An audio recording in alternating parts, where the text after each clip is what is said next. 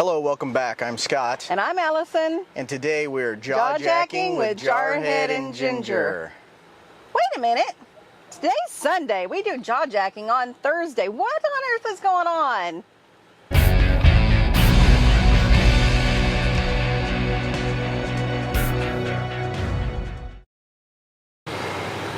Today is our 6th month on the road. So we bumped our jaw-jacking video to this Sunday because it matches the day exactly. When you guys are watching this, we have been on the road now for exactly 6 months. Yay! And that's why we decided to bring you 6 good things and 6 bad things about full-time RV living. That's right. Y'all stay tuned to the end to see why we are not going to Florida this winter. A little surprise. All right, so are we going to do the good or the bad first? Let's start with the good. The first good thing that we've enjoyed about 6 months RV living is friends. We've made so many friends in our first 6 months. And fast friends. It's like, you know, you pull into a spot and you automatically know your neighbor. So that's one really cool thing about full-time RVing and being around other people that you know, have the same mindset as you. It's just like you're meeting family, but you're meeting these people for the first time ever. It's really awesome. And let's switch it up a little bit. Let's say now you've said one good thing. I'll say a bad thing. Okay. The bad thing about making friends and the RV life is you got to leave those friends if you're going to be on the road. That's right. We've already had to do that a few times. You know who we're talking about. Tears.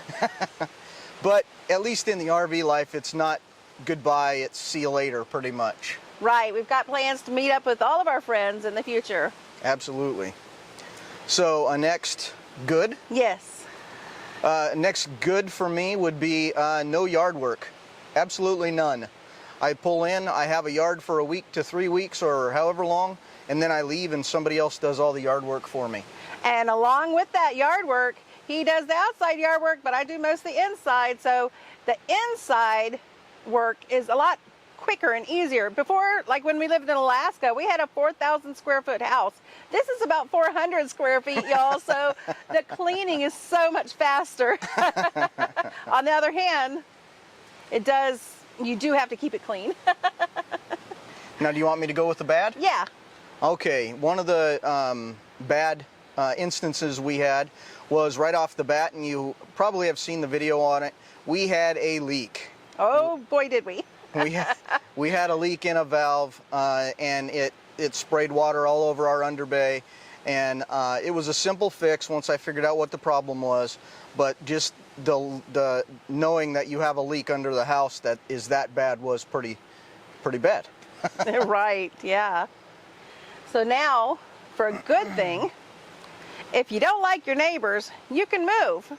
We haven't had that problem, though. And we make friends, like we said, everywhere we go. We haven't had any bad neighbors. No, not bad neighbors. We have had some that don't come out and talk, or we don't go out when they're out, or whatever the case is. But we haven't had anybody that's like too loud or obnoxious or knocks on your door or anything crazy like that. So we've had pretty good experience so far in the first 6 months. And I will say, like you mentioned, we have had some that, you know, just don't talk, don't socialize. If you see us, just know, come socialize. We're all about that. We'd love to say hello and meet you. So, especially come her. on over. Especially her. So, go ahead and give a bad now. Oh, getting things done when you're on the road full time, especially like banking issues, can be difficult. We had an issue this week where I was trying to do our budget video. Sorry, there's a hair. There it is. And I had to get a hold of my bank, and I was on hold for over an hour, switching back and forth between different people. I could have just gone into a bank, y'all. Well, maybe not now. Nowadays. But yeah. If in the so real world easier. or whatever, I could have just gone into a bank, but I had to be on the phone over an hour dealing with this issue, and it's not solved. Yeah, and that hopefully will be an upcoming video, because we were trying to get another budget video put out for y'all, Y'all seem to like those for some reason, but we may not be able to do them anymore. You'll have to stay tuned and find out if we can still do budget videos after this week. Who knows? Right.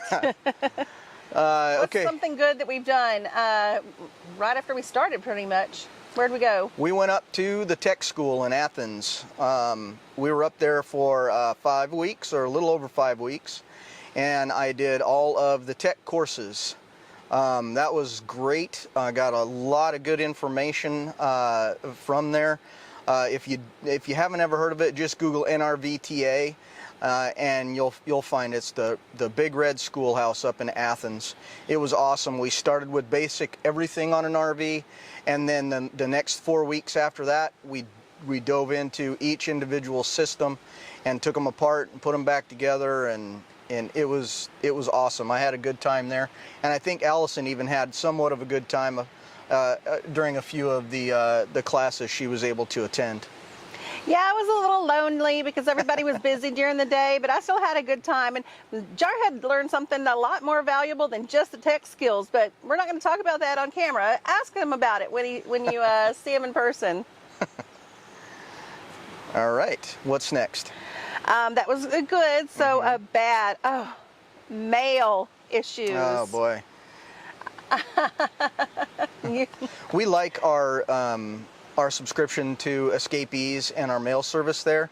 The problem is getting them to mail it to you. First of all, it's fairly expensive, and I've been told that it'll take 2 to 3 weeks sometimes if you just have them send it normal postal. So we always do UPS or FedEx. Well, those are pretty expensive. They're about $25 a package. So if you're talking about 7 or 8 pieces of mail that you need to get sent to you, that's what, $5 a piece or more for each piece of mail. And then there's also where are you going to be when it gets delivered, so you'll know where to have it sent to along your route. So that's some of the downsides to the service. Now, what they will do is they'll open each piece of mail if you want and scan it, and then you can print whatever you want and then have them throw it all away.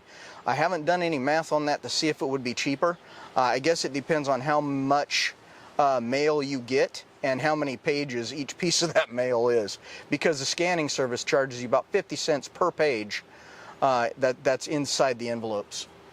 That's right, and something to help with that mail issue as well, Amazon lockers. We've recently discovered Amazon lockers. So instead of paying the $5 fee that some Thousand Trails parks charge for you to get a package, we just have things sent to our Amazon locker if we get it through Amazon. And there's usually one, within a few miles of our campground. That's right. We're in, what's the town we're in right now? We're in Bridgeport, Texas. That's right. We're in Bay Landing, Thousand Trails. Bridgeport, Texas, a pretty small town, about 5,000 or 6,000, I think we learned today. And there's a nice big Amazon locker just 5 or 10 minutes from the park we're at. So it's awesome. That's right. Yeah. So now for a good? A good. One of the good, go ahead. Oh, you do it. Another one of the good things is we actually get to explore. If you've been around the channel for the last few months, we're actually able now, we're getting out and about and everything. We're not locked down in one location like we were at first for VA stuff. So we're actually going around and doing things. And we did a bunch in San Antonio, and now we're up here. We've done a few up here. Those are coming out soon, hopefully. And just getting out and seeing different things that you wouldn't normally see on a travel from from point A to point B. Right. Before, when we would travel, we'd always be going, like you said, from point A to point B, and we'd be in a hurry to go there. We had driven, when we lived in Georgia, we drove to Washington and back several times, but we were always in a hurry. We didn't see what's in the middle. And when you think about the sandwich, the bread's good, but what's in the middle is the good part. So we're going to go see the middle, y'all. Going to see the middle, exploring. All right. So a bad. Mine or yours? Yours. All right. The last time we moved from our last place to where we are now, we actually had to bump it a day because I got sick. I think it was a cold or maybe allergies. I've never really had allergies before, but man, she got beat down by allergies when we were at the last spot. So I think it might have been that. So we bumped a day. We stayed later a day at the last place, and we moved here, but I still just wasn't feeling 100%. So moving, there's an actual set move day, and no matter what happens, if it's rain or shine or you're feeling bad or whatever, you have to move that day, unless you're lucky enough and we can bump it one way or the other. So that was a rough move day, though. Even though I was coming out of it, I was getting over the being sick or the allergies, whatever it was still a rough move day. Yeah, it was. We almost even postponed it one more day just to give him an extra day to do it. But he pulled through, and he actually felt better when we got here and got set up. I did, yeah. So now for a good, and this will vary from person to person on how you do it, but we actually think we've been saving money very well in our travels. This is a less expensive way to travel than hotels, airplanes, whatever. We take our house with us, and if you'll see, we've done budget videos, and that'll show you exactly what we spent month per month in our RV travels. That's right, and if you've been around at all, you will know that we are Thousand Trails members. We have pretty much stayed in Thousand Trails almost the entire 6 months. On the next budget video, maybe we'll try and put together what we saved trying to stay in Thousand Trails. But we're also getting ready to go out of Thousand Trails for a little while we travel west. That's right. And now for the last bad thing, moving day. Moving days are good because you're excited about the new place, but they can also be frustrating. Like he mentioned last move, he was sick. During that move, we had problems where our GPS, I had it set up the night before, woke up the next morning, it looked good. It takes us a whole different route than I had planned. No idea how that route was going to be. While we're out exploring in that area, we said, oh, I don't want to go down this road in the RV. It took us down that road, y'all. I think somebody was listening, but we went down the road. We made it fine, but I do fight a lot with the GPS. We did do a video on the GPS. I still do like it, but for some reason it goes crazy, does its own things once in a while. And one of those things it did, and this is more my fault, because the exit sign said no trucks. I'm like, well, we can't go that way then. So we took the next exit, and that led us right through downtown Brenham. Little tiny town, little tiny this wide, narrow with our streets. Trailer this wide. That was scary, y'all. And we went in this one point where I sure we're going to drag our bottoms off. But yeah, moving day can be a hassle. It can. But like she said, it is fun, knowing you're going to be somewhere, hopefully that you've never been before, or somewhere that you've been before and really want to get back to. So it makes it worth the bit of moving day stress in order to get somewhere new or somewhere where you've been and want to be back again.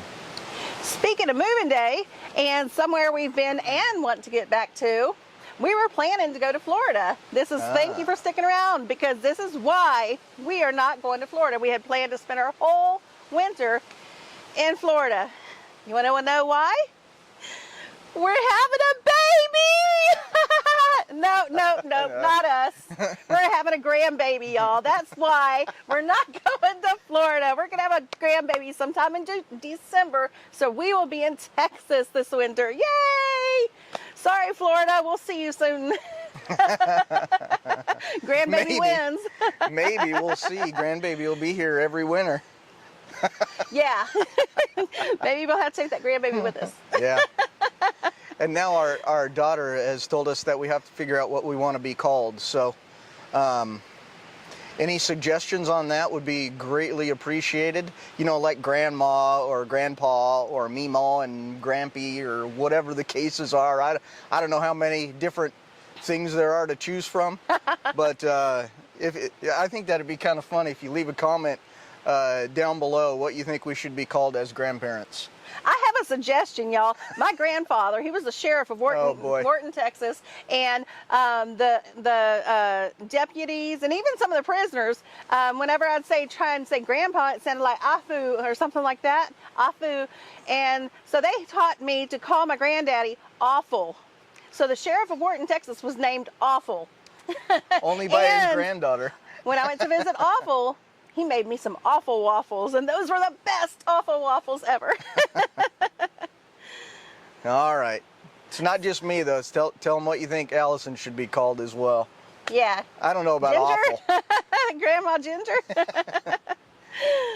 All right, well, if you're still here, thanks for sticking around to the end. We And love y'all. Absolutely. And we'll see you next time on Jaw Jacking with Jarhead Jarhead and and Ginger. Bye, y'all. Bye.